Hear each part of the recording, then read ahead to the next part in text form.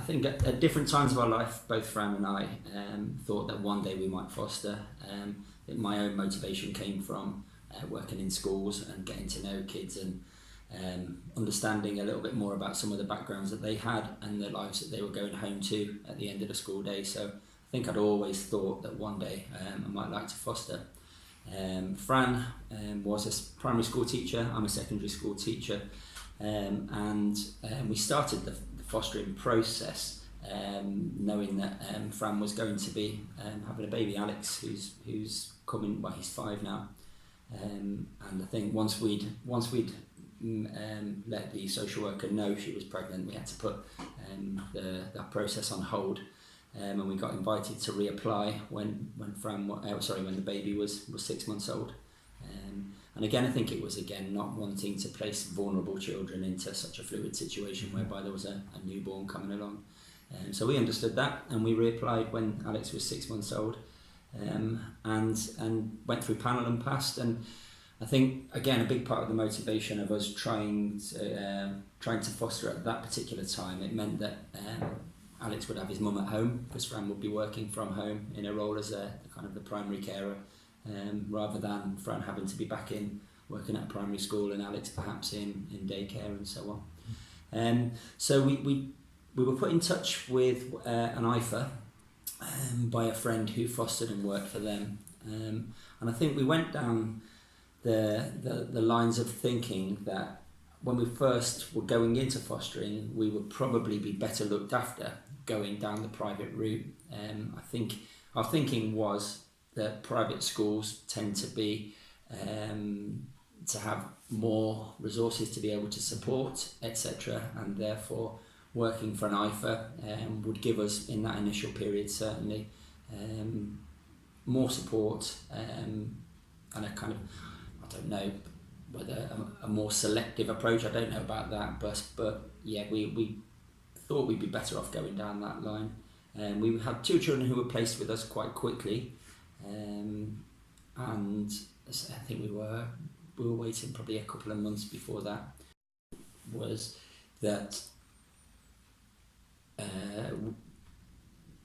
the children, what we didn't know and what we found out since is that local authority place with their own carers in the first instance, and then children that are more difficult to place or who have come from more challenging backgrounds perhaps often then get placed via the IFAs, and that's something that we thought probably in the first instance that the reverse would be true, that we'd probably have children who, by going through an IFA, we might have children who were a bit better matched to our circumstances of having 4 kids in the house already.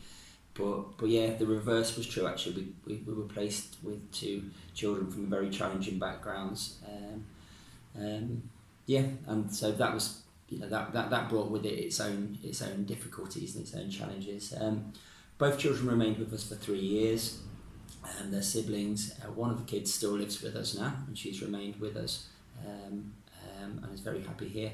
But the older child moved out from here after 3 years. She elected to move out, and I think is living in a residential home now. So after the older child moved out, we were then looking at hopefully having another child placed with us. We had a room available, but it was over a year actually that we were empty. We had very few referrals made by the IFA to us, and on occasions that there was a referral made, the kids that they were suggesting, really we didn't have the skill set or the kind of the resources, if you like, and the space to be able to support. So it was almost like we felt that the IFA were making tokenistic gestures towards us to keep us, motivated and on board and so on.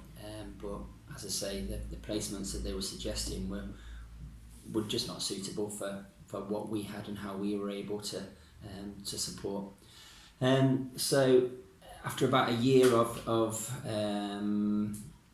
sorry, not quite a year, it's about 9 months of not having any referrals, Fran started looking at working for Leicester City Council.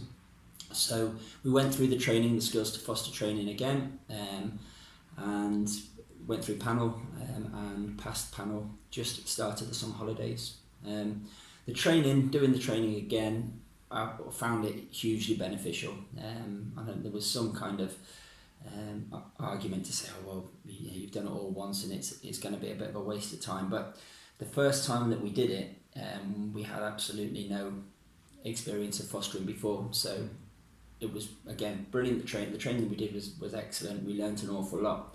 But having gone through the process again now, having done 3 years of fostering, you've got all of a sudden a context to be able to apply what you're learning to. So when they talked about, when the trainers talked about, for instance, attachment, when the trainers talked about the different challenges that you might face, now, rather than it just being a kind of a theoretical perspective, we got the practical experiences of it. So I'd almost kind of recommend people going through the training again a few years in anyway, because it kind of dots I's and crosses T's, and I think it just kind of refreshes your perspective a little bit, and then having practical experience to connect that information to was really, really valuable.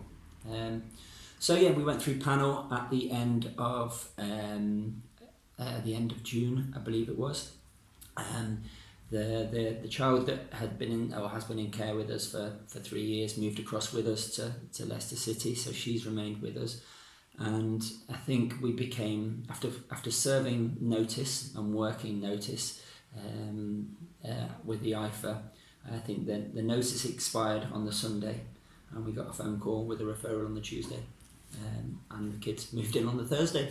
So after waiting the best part of a year and becoming really frustrated at not getting suitable referrals, we had 2 sisters move in with us, and they've been with us now 2 months. And it's going really, really well. We've been very, very lucky with the social workers that we've had. So we've had obviously our own supervising social workers who've been so supportive and always there on the end of the phone. There's been times when we've been pulling our hair out and had to give them a ring, and they are the kind of the voice of reason, if you like, or reassuring. As I say, they've not been able to do enough to help us. Then the kids have had their own social workers at different times, and they really are a buffer, the social workers, really.